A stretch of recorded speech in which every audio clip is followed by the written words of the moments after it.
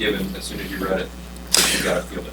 Well, I think it's important for people to note that we did receive this report at 9 o'clock this morning for the first time. So we've read through it. It's a long report, probably 40 or 50 typed pages. So we've done our best to assimilate the contents of this report, and we're continuing to do that.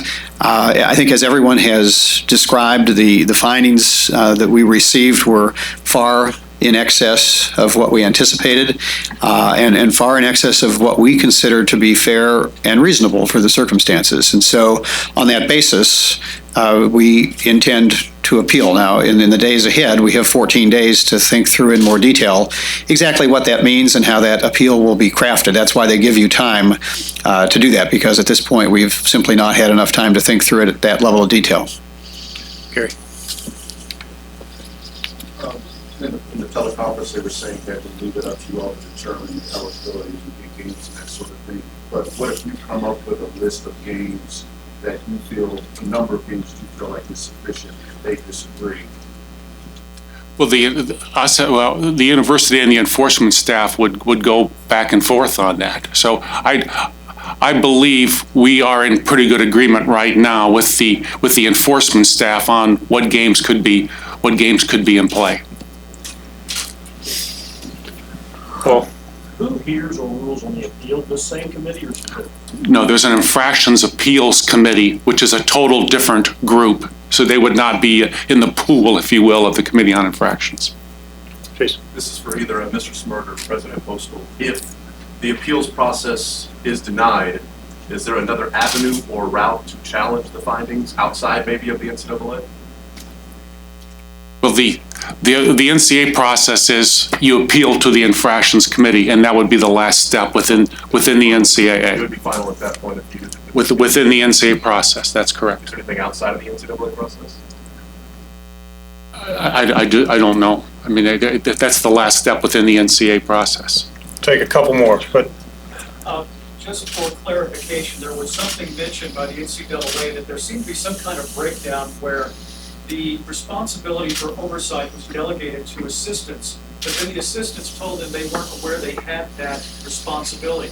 Can you comment about that and what changes, if any, have been made as a result of it? None of that is true. We all are responsible for the actions of our basketball team. Just like you delegate certain areas of recruiting and scouting, same things are done. We are all responsible for the actions of our players. And there were parts there that we totally disagree with, and that's why we will appeal it. So your assistants did know they had that responsibility? All assistants have that responsibility, as well as the head coach. How did the NCAA get a different point of view? Well, obviously that's where we're going to appeals. I think what you're referring to is in the infractions report, the committee had snippets of snippets of statements from different interviews, and they included some of those in there.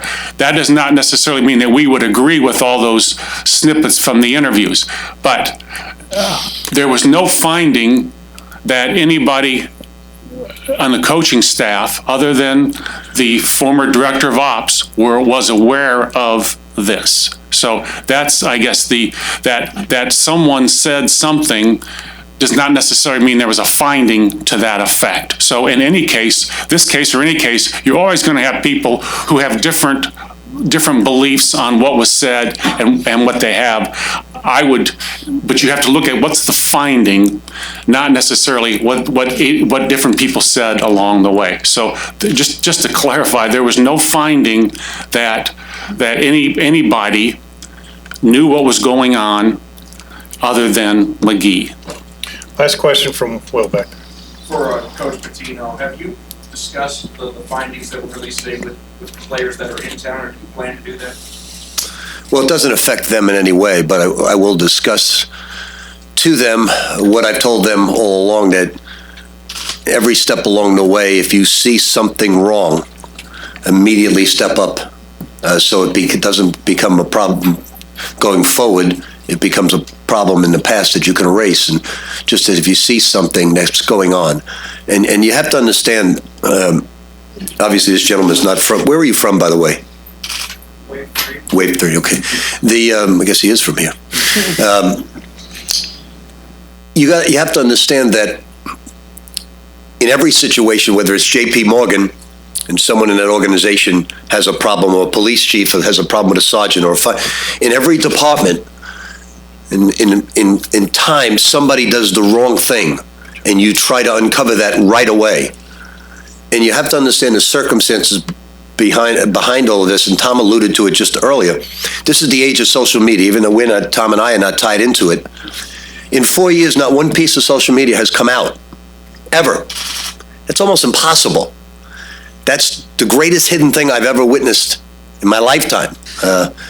If I tonight go somewhere, it'll be on social media that I'm there, within minutes that I'm there, or Tom or anybody else. So for 4 years, this never happened. All the security people never saw anything. All the managers never saw anything. And where the committee got it wrong is they thought this was a big fraternity, and it's not. It's not at all. This was hidden at the hours of the morning that nobody could possibly find out about. So with that being said, we are embarrassed about what went on, and we're extremely contrite what went on. But that one person does not determine the worth of what we're all about as a program. Because we do it the right way, we do the right things. And leaders, going forward to answer this gentleman's question, it'd be very easy for me to sit up here, and I'd be lying to you if I didn't ponder it and say, man, you're 64, why?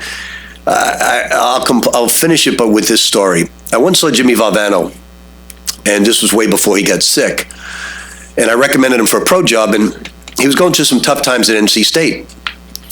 And then I saw him later on, and when he was just about getting sick, I said, Jim, how you feeling? He said, the NCAA investigation broke down my immune system. And I always thought about that, and I asked Bobby if that was true, that I remember it the right way, and he said yes. And believe it or not, it can tear you apart, inside and out. That 11-hour meeting, besides everything else, can kill you inside, because you know what you stand for and what you believe in. So what do? Do you say, let me pack it in, like this gentleman alluded to? Let me do something else in life. Let me go. Leaders lead. I plan on staying here and winning multiple championships, not just one. I plan on going to multiple Final Fours, not just one.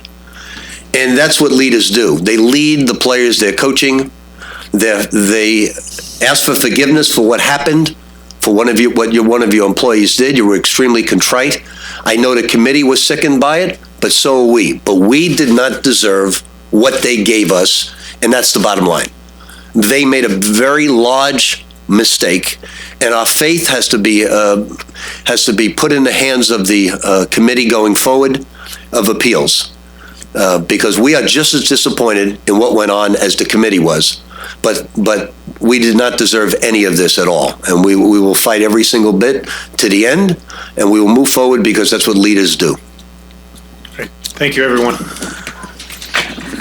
Do you know Williams? Dave Williams? Not really, other than being before him. You've been before? Okay.